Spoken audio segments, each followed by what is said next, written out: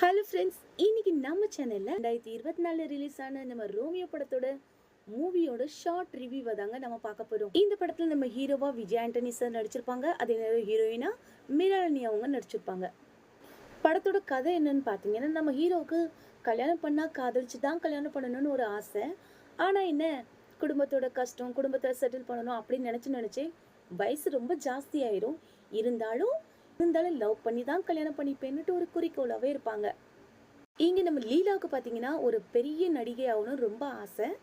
ஆனா வீட்ல என்ன சொல்லியிருப்பாங்கன்னா, நான் ஒரு ஐடி கம்பெனில வேலை செய்யறதா போய் சொல்லியிருப்பாங்க. ஆனா என்ன, நடிக்க சான்ஸ் கிடைக்காட்டாலும் சின்ன சின்ன ஆட் ஷூட் நடிச்சு கொடுத்துட்டு இருப்பாங்க. இது எதுவுமே அவங்க அப்பாவுக்கு தெரியாது. லீலாவோட ஃப்ரெண்ட்ஸ் எல்லாருமே பாத்தீங்கன்னா ஒவ்வொருத்தரும் ஒவ்வொரு குறிக்கோளோட வந்திருப்பாங்க.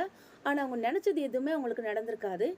இந்த நிலைமையில நம்ம லீலாவோட தாத்தாவும் இறந்து போக, அதுக்காக சொந்த ஊருக்கு வந்த இடத்துல நம்ம அறிவுக்கும் பாத்தீங்கன்னா லீலாவை பார்த்ததுமே ரொம்பவே பிடிச்சி போயிடும். அதாவது உடனே லவ் பண்ண ஆரம்பிச்சிருவாங்க. அறிவுக்கு லீலா விட 10 வயசு ஜாஸ்திங்க. லவ்ல என்னங்க வயசுலாம் இருக்கு. அப்பா அம்மாவுக்கு அறிவுக்கு லீலாவை பிடிச்சிருக்க விஷயம் தெரிஞ்சு லீலாவோட அப்பா கிட்ட பொண்ணு கேட்கையும் லீலாவோட அப்பாவும் பாத்தீங்கன்னா ஒத்துக்குவாங்க. இங்க நம்ம லீலா ஒத்துக்காததுனால அவங்க அப்பா, நீ ஐடின்னு போய் சொல்லிட்டு நீ என்ன பண்ணிட்டு இருக்கன்னு எனக்கு தெரியும், மரியாதையா கல்யாணத்துக்கு சம்மதிச்சிரு, இல்லைன்னா அவ்வளவுதான்னுட்டு அவங்க அம்மாவை போட்டு அடிக்கவும் தான் லீலாவும் பாத்தீங்கன்னா அந்த கல்யாணத்துக்கு ஒத்துக்குவாங்க. எப்படியோ கல்யாணம் என்னவோ நம்ம அறிவு நினைச்ச மாதிரி சூப்பரா நடந்து முடிஞ்சிடும். பாத்தீங்கன்னா அவங்களும் லீலாவும் சேர்ந்து வாழ்றதுக்காக ஆசையா கெட்டி வச்சு வீட்டுக்கு கூட்டிட்டு வந்தா, நீங்க நம்ம லீலாவா நம்ம அறிவு கிட்ட மொங் கொடுத்து கூட பேச மாட்டாங்க. அதுக்கப்புறம் தான் தெரியும் நம்ம லீலாவுக்கு அறிவு பிடிக்கலங்கிறது.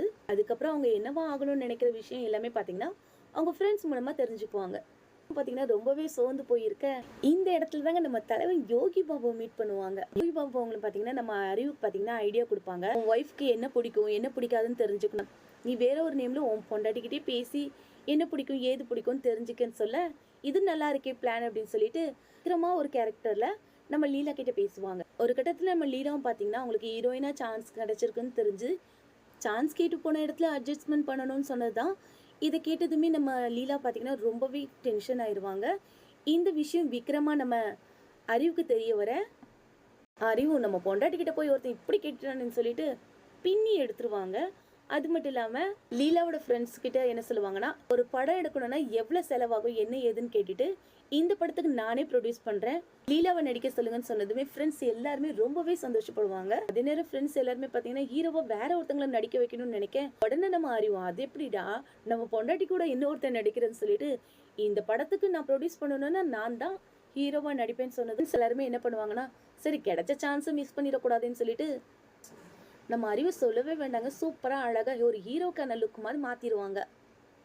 அதே மாதிரி இங்க நம்ம விக்ரமா நம்ம லீலா கிட்ட நம்ம அறிவு பேசிட்டு இருக்கும்போது நெருப்புனா பயங்கிறது சொல்லியிருப்பாங்க. நெருப்புனா ஏன் பயம்னு நீங்க கேட்கலாம். ஏன்னா ஒரு சின்ன வயசுல அவங்க தங்கச்சி ஒரு தீ விபத்துல மிஸ் பண்ணியிருப்பாங்க. அதனாலதான் நம்ம அறிவுக்கு நெருப்புனாலவே ரொம்ப பயங்க. இங்க ஷூட்டிங்லாம் நல்லா போயிட்டு இருக்கும். அதே நேரம் நம்ம அறிவுக்கும் டவுட், லீலா விக்ரம் கிட்ட பேசி இவ்வளோ ஆசைப்படுறான்னா ஒருவேளை லீலாவுக்கு விக்ரம ரொம்ப பிடிச்சிருக்குமோ அப்படின்னுட்டு அவங்களே தப்பா நினைச்சிட்டா. அதனால விக்ரமா பேசுறத அவாய்ட் பண்ணியும் நம்ம லீலாவும் பாத்தீங்கன்னா ரொம்ப ஃபீல் பண்றது புரிஞ்சுக்கிட்டு மறுபடியும் விக்ரமா பேசுவாங்க. இங்க ஷூட்டிங்லாம் பாத்தீங்கன்னா சூப்பரா போயிட்டு இருக்கும். ஷூட்டிங்ல ஃபயர் சீன் வச்சிருப்பாங்க. அதுல நம்ம அறிவை நடிக்க சொல்லியும் அறிவும் பாத்தீங்கன்னா லீலா இருக்கிறதுனால நெருப்புனா பயங்கிறத அவங்க மறைச்சிட்டு ஓகேன்னு சொல்லிடுவாங்க. நம்ம அறிவு எந்த ப்ரொடியூசர் அடிச்சாரோ அந்த ப்ரொடியூசர் பாத்தீங்கன்னா ஃபயர் சீனை நிஜமாக்கிற அறிவும் பாத்தீங்கன்னா நம்ம லீலாவை காப்பாத்துறோங்கிற ஒரு இதுல உள்ள இறங்கி நம்ம லீலாவை காப்பாத்திடுவாங்க. அதே நேரம் பாத்தீங்கன்னா அதே இடத்துல மயங்கி விளையும். இங்க நம்ம அறிவோட மாமாவும் பாத்தீங்கன்னா நம்ம லீலாவை பிடிச்சி திட்டுவாங்க. ஒரு 2 நாள் அவனை ஒழுங்கா பாத்துக்க முடியாது, அவனுக்கு தான் நெருப்புனா பயம் அப்படின்னு சொல்லியும் அங்க நம்ம லீலாவுக்கு தெரியும் விக்ரமும் அறிவும் ஒண்ணுன்னு. சோ உண்மையை கண்டுபிடிச்சிருவாங்க. விக்ரமா நம்ம அறிவு வந்து அவங்க தங்கச்சி விஷயத்த சொல்லியிருப்பாங்க, உங்க தங்கச்சி காணாம போன விஷயத்த சொல்லியிருப்பாங்க. இது எல்லாமே நம்ம லீலா தெரிஞ்சு வச்சுக்கிட்டு போன தங்கச்சி அவங்க கிட்ட கண்டுபிடிச்சு கூட்டிட்டு வந்திருப்பாங்க.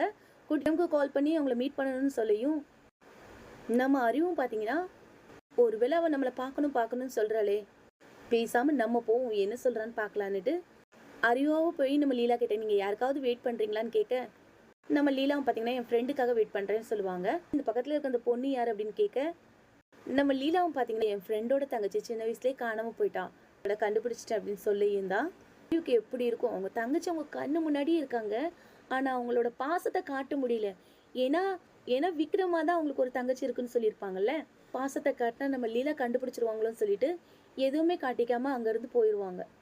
அதே நேரம் அறிவுக்கும் பார்த்தீங்கன்னா, லீலாவுக்கு நம்ம கூட இருக்க பிடிக்கல. அவள் ஆரம்பத்துலேருந்தே நம்மக்கிட்ட டிவோர்ஸ் கேட்டுட்டு இருக்கா. பேசாமல் கொடுத்துடலான்னு சொல்லிட்டு டிவோர்ஸ் கொடுப்பாங்க. அதே நேரம் ஷூட்டிங்லேயும் பார்த்தீங்கன்னா டிவோர்ஸ் சீன் தான் இருக்கும்.